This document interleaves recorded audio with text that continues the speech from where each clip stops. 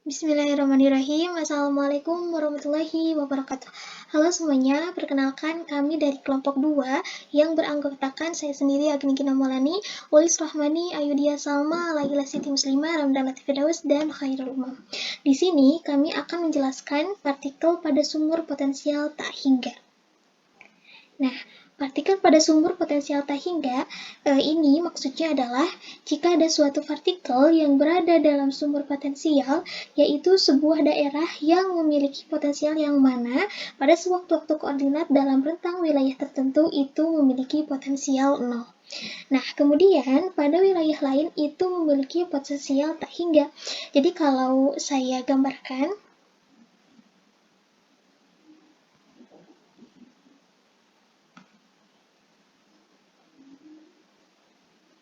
di sini saya kasih X0,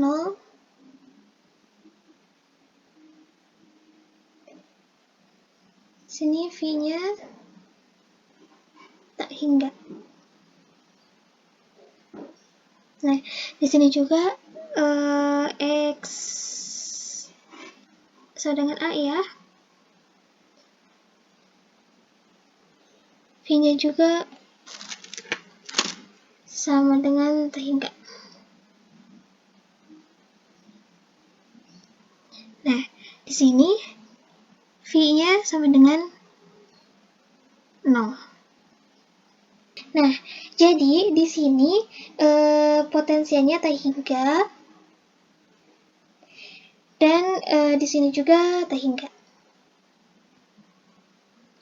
Sehingga jika ada jika ada partikel di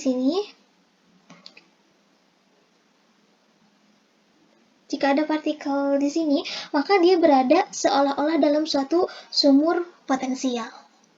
Jadi untuk secara matematisnya nanti potensial itu diberikan oleh saya tulis Vx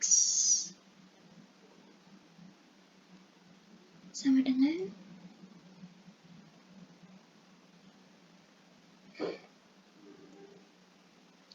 infinite X itu lebih dari 0 dan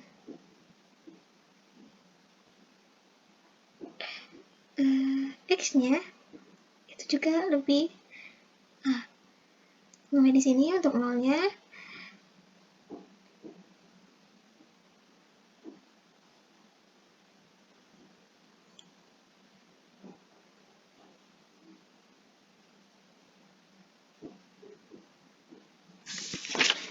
Oke, jadi sebenarnya kalau penerapan persamaan Schrödinger itu ada berbagai macam kasus dan itu diwakili oleh bentuk-bentuk dari potensialnya.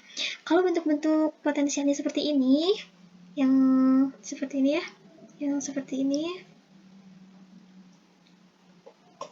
maka ini disebut sebagai sumur potensial tak berhingga. Dan kita akan selesaikan bagaimana fungsi gelombangnya untuk partikel yang ada di dalam sumur potensial. Nah, bagaimana nanti syarat-syaratnya? Sebelum kita membahas lebih banyak terkait dengan hitungan matematika penyelesaiannya, nah persamaan Schrödinger-nya, maka kita akan bernalar dulu sedikit ya teman-teman. Nah, perhatikan ya, jika ada suatu partikel itu berada pada sumur potensial tak hingga, nah di bagian ini itu tak hingga.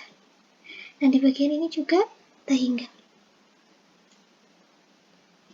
Maka, fungsi gelombang pada daerah yang potensialnya tak hingga itu pasti psi-nya itu harus 0. Psi-nya 0, gitu pun di sini. Psi-nya 0. Psi-nya 0 ya. Nah, kalau saya membagi ini menjadi daerah 1, ini menjadi daerah 2, dan ini menjadi daerah 3. Maka saya bisa sebut psi di daerah 1 itu 0 dan psi di daerah 3 juga 0. Hanya ada psi gelombang di daerah 2.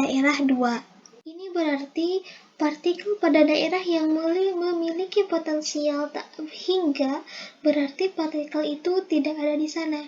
Tidak mungkin partikel ini kemudian melewati potensial yang tak berhingga ini.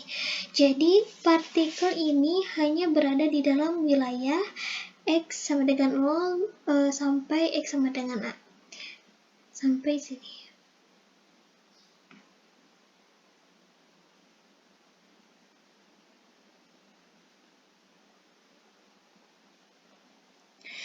Nah, hal ini juga sebenarnya dapat dimengerti melalui persamaan Schrödinger, yaitu saya tuliskan min H bar kuadrat per 2M parsial kuadrat per parsial X kuadrat si X ditambah V X si X sama dengan E si X. Nah, seperti ini. Oke, perhatikan di bagian ini Vx-nya itu kan tak berhingga. Ini kan daerah 1 ya. Daerah 1, ini daerah 3.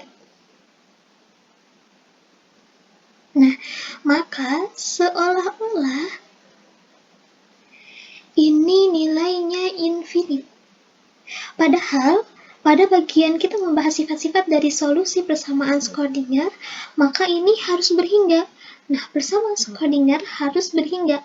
Nah, kalau dia sampai infinite, maka ini harus dibuat berhingga. Nah, caranya kayak gimana? Kalau V-nya ini sudah tak berhingga, maka si yang ini harus 0. Harus 0 ya. Karena kalau selain 0, maka tak berhingga dikalikan apapun akan menjadi tak berhingga. Itulah kenapa alasannya di daerah 1 dan di daerah 3 itu si-nya adalah 0. Jika memang di sini dia si-nya 0, di sini juga si-nya 0, maka kita harus melihat bahwa di daerah 2, meskipun si-nya itu tidak 0, tapi yang lebih kita konsen pada batasnya di X sama dengan 0 dan di X sama dengan A. Ternyata bahwa sifat fungsi gelombang itu harus kontinu ya. Karena kontinu, maka itu tidak boleh. Kita misal, di sini kan misalnya tekan 0. Kita mulai di sini. Maka akan patah. Jadi, kita itu harus dimulai dari 0. Karena ini di sini 0, kita mulai dari sini 0. Terserah bentuknya seperti apa dan berakhir di 0 lagi, seperti ini. Jadi, kalau saya tuliskan, itu menjadi X sama dengan 0, itu maka si 2-nya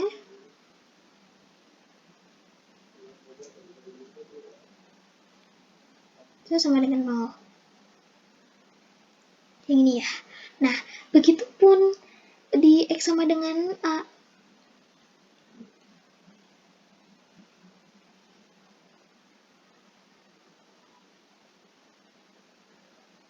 Maka si 2-nya juga itu sama dengan 0. Nah, karena di daerah 3 dan daerah 1 fungsi gelombangnya 0 sehingga kontinu. Jadi bentuk grafiknya itu tidak boleh patah. Nah, inilah yang akan menjadi syarat batas kita dalam penyelesaian persamaan Schrödinger terkait sumur tak hingga. Untuk penjelasan selanjutnya akan dijelaskan oleh rekan saya selanjutnya. Oke, Berdasarkan apa yang sudah disampaikan oleh rekan saya mengenai partikel dalam sumur potensial tak berhingga, terdapat 3 wilayah, yaitu SI1, SI2, dan SI3. Di sini saya akan menjelaskan mengenai perhitungan persamaan Schrödinger untuk menyelesaikan sumur potensial tak berhingga. Tadi sudah saya sebutkan ya, bahwa di sini terdapat 3 wilayah, yaitu SI1, SI2, dan SI3. Pada kesempatan kali ini, saya akan membahas hanya fokus pada SI2 saja, jadi tidak akan membahas SI1 dan SI3. Jadi, untuk wilayah SI2, kita akan dapatkan bentuk persamaan Schrödinger-nya adalah seperti ini ya teman-teman. Min H kuadrat per 2M D kuadrat per dx kuadrat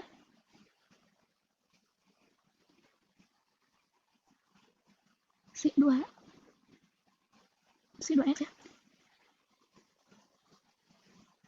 ditambah Px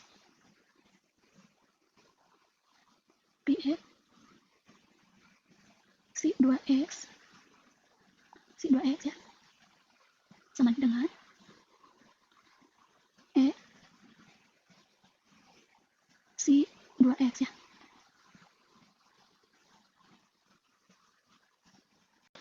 Nah, oke, karena Si1 dan Si3-nya tadi sudah pasti 0, jadi kita hapus saja ya tanda 2-nya. Maaf. Kenapa ya? Kita hapus saja tanda 2-nya biar tidak pusing. Tapi kita harus ingat bahwa Si yang kita bahas ini adalah Si pada wilayah 2 ya. Nah, kemudian karena Pi-nya ini adalah 0 ya, yang di wilayah 2, maka bisa kita tuliskan menjadi seperti ini. Min H kuadrat per 2M F D kuadrat X maaf sebentar, D kuadrat si X ya, seperti itu. D kuadrat si X per dx kuadrat dx kuadrat sama dengan E si X ya, E si X. Nah, seperti itu ya. Atau bisa kita buat ini menjadi seperti ini. D kuadrat si X per dx kuadrat ya, per dx kuadrat sama dengan min 2ME ya, 2ME per H kuadrat si X ya, si X. Nah, atau ini akhirnya bisa kita dapatkan seperti ini, menjadi D kuadrat si X per dx kuadrat. Yang ini pindah luas ke sini jadi plus ya, plus 2ME per H kuadrat si X, jangan lupa ya, si X sama dengan 0 ya. Nah, seperti ini ya. Nah, ini bisa saya tuliskan menjadi D kuadrat si X ya, per dx kuadrat ditambah K kuadrat si X, maaf ya, K kuadrat si X sama dengan 0. Nah, dengan X ini atau X kuadrat ini yaitu 2ME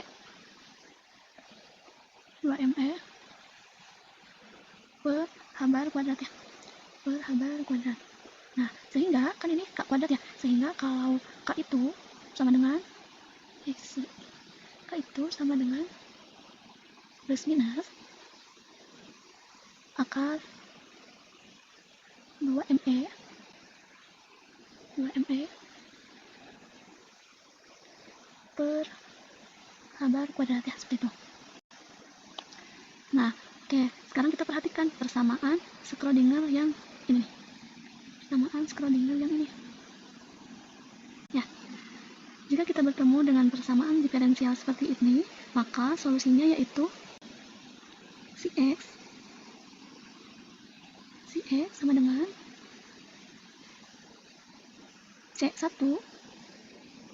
E pangkat IKS ditambah C2 E pangkat min IKX ya, IKX. Nah, atau bisa solusinya ini berupa fungsi trigonometri, yaitu seperti ini, saya tuliskan. Si S sama dengan A sin KX A sin KX plus B cos KX ya, cos KX. Loh, kok ini ada dua ya solusinya? Nah, ini nggak apa-apa karena memang persamaan Schrödinger atau untuk persamaan diferensial itu solusinya tidak selalu tunggal. Jadi, boleh bebas asal setiap fungsi gelombang atau setiap solusi yang diajukan jika dikembalikan ke persamaan gelombang yang ini, ya. Jika dikembalikan ke persamaan gelombang yang ini, maka itu dapat memenuhi persamaan diferensial ini, gitu ya. Jadi, baik dalam bentuk eksponensial ini maupun dalam bentuk fungsi trigonometri ini, keduanya merupakan solusi dari persamaan diferensial yang ini. Ya, seperti itu ya teman-teman. Nah, pertanyaannya sekarang kita gunakan solusi yang mana gitu ya? Apakah dalam bentuk eksponensial atau dalam bentuk fungsi trigonometri? Nah, di sini saya akan memilih untuk menggunakan fungsi trigonometri. Kenapa? Karena fungsi trigonometri ini lebih praktis digunakan dalam matematis.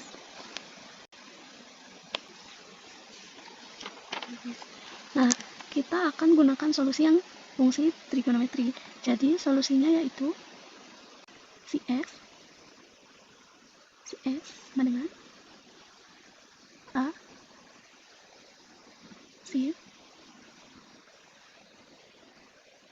sin KX tambah B tambah B cos KX ya, cos KX. Nah, di sini masih ada koefisien A dan B ya, masih ada koefisien A dan B. Nah, bagaimana kita bisa menentukan koefisien A dan B ini? Kita kembali ke pemahaman awal terkait syarat batas ya, bahwa ingat di X sama dengan 0 dan di X sama dengan A, maka nilai C-nya itu harus sama dengan 0. Nah, seperti itu ya. Karena dia harus 0, berarti ingat ya, saya tuliskan.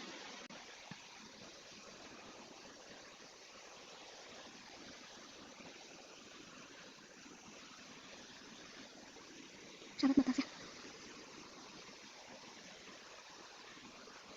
Syarat batasnya seperti ini. Nah, jika X sama dengan 0, maka si 0, ya karena X-nya kita ganti dengan 0, si 0 itu sama dengan 0. Nah, itu. Jadi, jika kita masukkan ke solusi fungsi trigonometri yang ini, kita dapat tuliskan.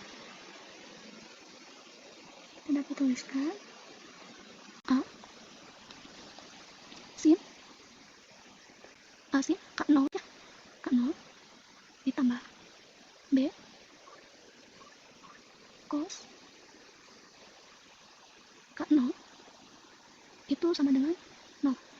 Nah, seperti itu. Jadi, A sin 0. Nah, untuk ini A sin 0 ditambah B cos 0 sama dengan 0 ya. Nah, di sini sin 0 berarti 0 tambah B cos 0 itu kan 1 ya. B 1 sama dengan 0. Nah, karena ini harus sama, semuanya harus sama dengan 0, sedangkan B ini 1, nah bagaimana agar hasilnya menjadi 0? Maka mau tidak mau si B ini harus dinolkan. Nah, karena B ini harus dinolkan, jadi kita kasih tulisannya. Jadi si X-nya ini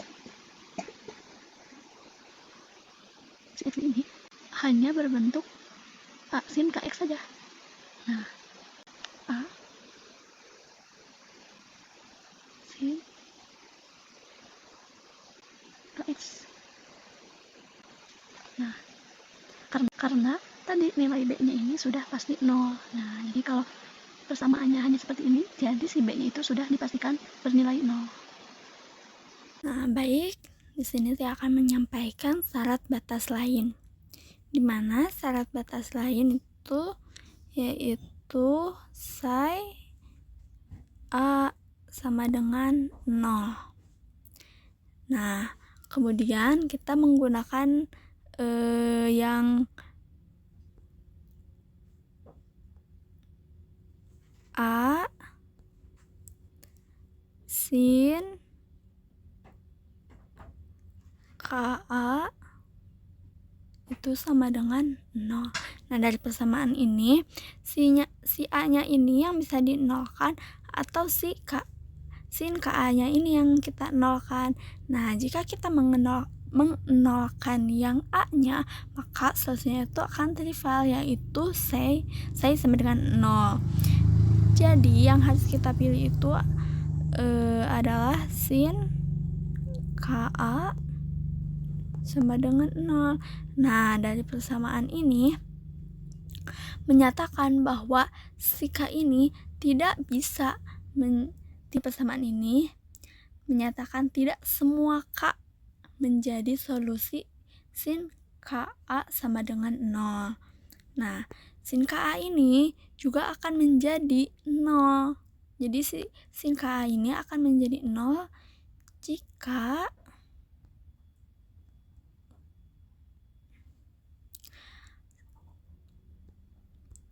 kita bedakan KA-nya itu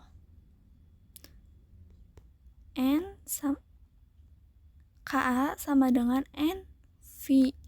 Nah, si NV ini itu merupakan kelipatan bulat dari V tersebut, atau K sama dengan NV per A. Nah, seperti itu. Karena KA-nya itu sama dengan NV, jadi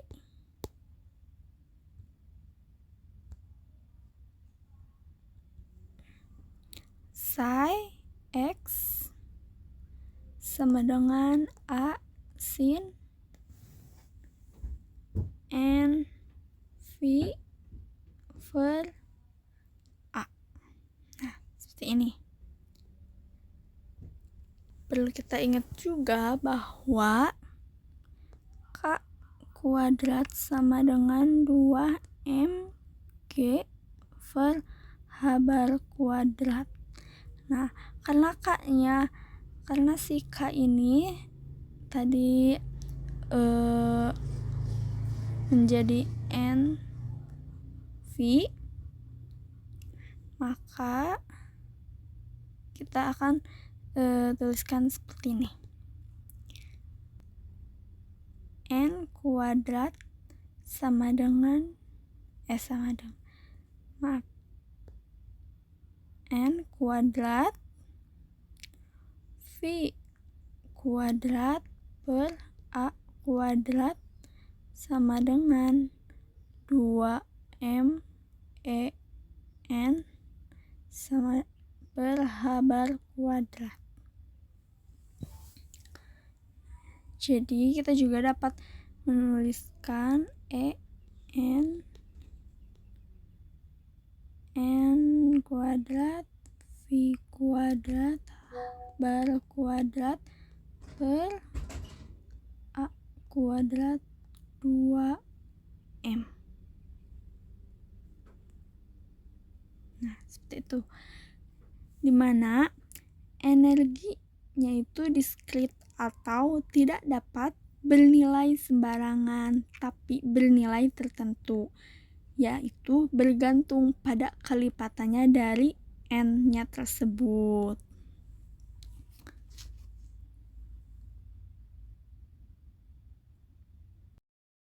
Nah, untuk mencari si A-nya ini, karena tadi sudah mencari sin K-nya itu diganti jadi N V per A, kita akan mencari si nilai A-nya ini. Akan integral min infinity ke infinity, kemudian Y psi X psi X dx sama dengan A kuadrat psi 0 ke A, kemudian sin kuadrat N Vx per A dx sama dengan 1. Nah, untuk bagian ini bisa diintegralkan yang akan nanti dijelaskan sama rekan saya. Nah, ini untuk cara menghitung si A-nya tadi. Persamaan ini yang dapat kita gunakan untuk menghitung si A-nya tadi. Mungkin sekian ya dari saya. Terima kasih. Psi X psi X dx sama dengan A kuadrat integral 0 menuju A sin kuadrat NVX per A dx itu sama dengan 1. Nah, untuk mengintegralkan sin kuadrat NVX per A dx, yang pertama kita harus itu adalah dimisahkan terlebih dahulu. Misal,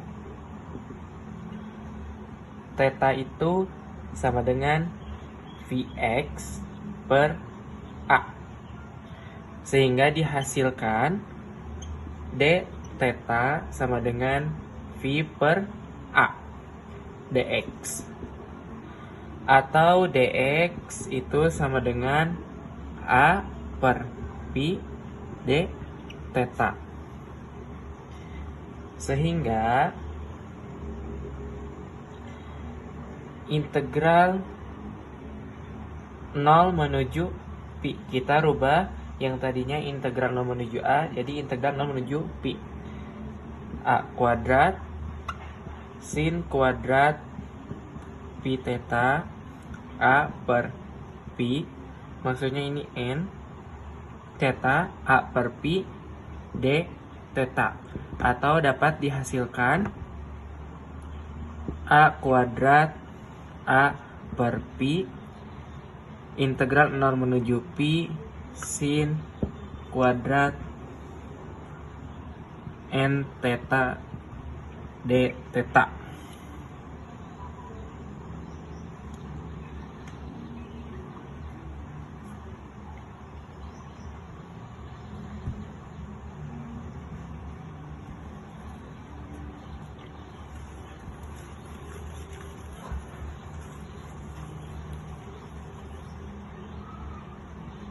Sehingga dapat dihasilkan integral min infinite menuju infinite psi x x psi x dx sama dengan A kuadrat A per Pi, itu integral 0 menuju Pi setengah 1 min cos. Kenapa ini menjadi 1 min cos? Karena yang tadi sin kuadrat itu kita rubah ke cos. Min 1 min cos 2 V theta D theta. Sehingga hasilnya A kuadrat A per 2V integral 0 menuju V itu 1 min cos 2 n theta d theta sama dengan A kuadrat A per 2V itu menjadi theta min 1 per 2n sin 2n theta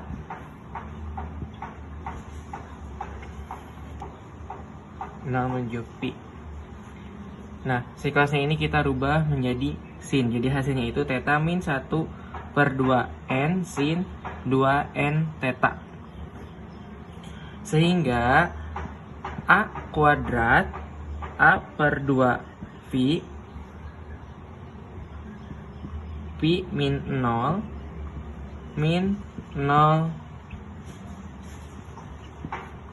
itu sama dengan A kuadrat A per 2.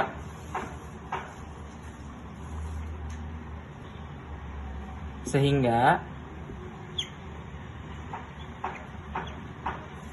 A kuadrat itu sama dengan 2 per A.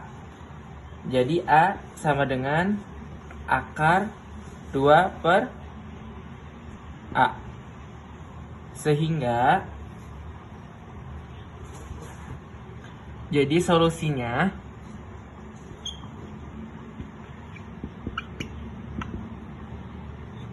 psi Vx itu sama dengan akar 2 per A sin n Vx per A.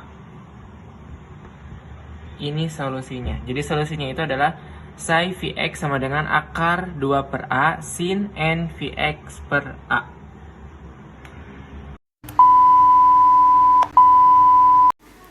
Nah, kemudian kita lanjutkan bahwa jika ini kemudian kita integral, maka ini 2-nya akan hilang dan A-nya juga hilang, sehingga kita akan dapatkan nilainya ini menjadi 1 per pi, dan hasil integralnya adalah sin n min m theta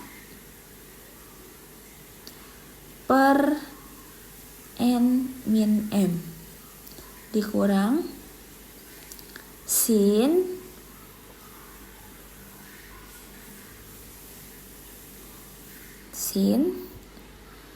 n plus m theta per n plus m dengan batas keduanya yaitu 0 mendekati pi. Kemudian kalau kita masukkan nilai-nilainya ini, maka kalau nolnya kita masukkan pasti hasilnya 0. Sekarang kita tinggal masalahnya ketika pi-nya kita masukkan.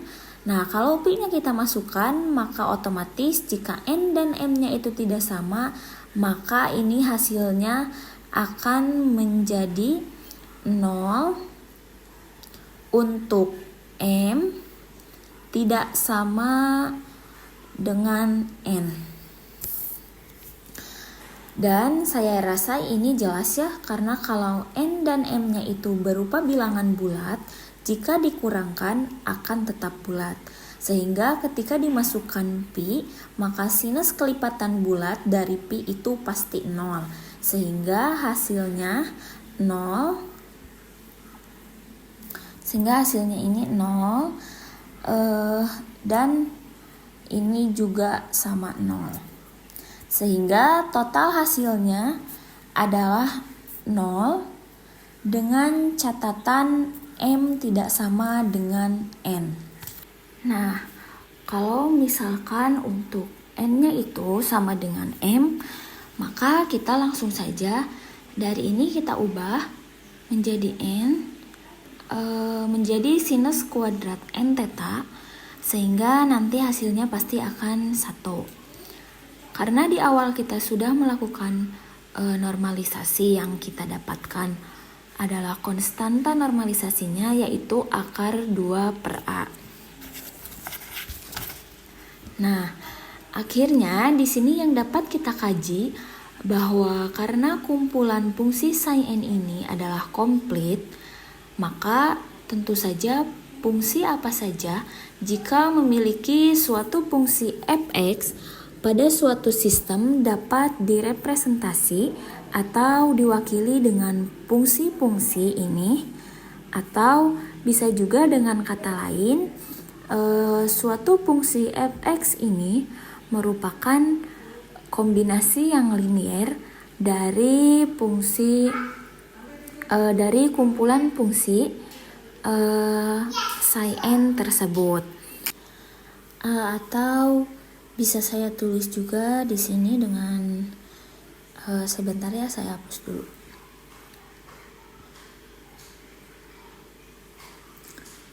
Nah, di sini juga bisa ditulis dengan karena kumpulan itu komplit, maka psi n x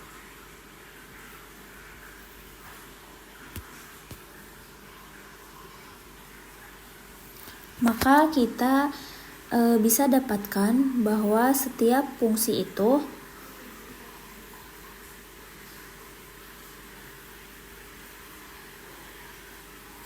f x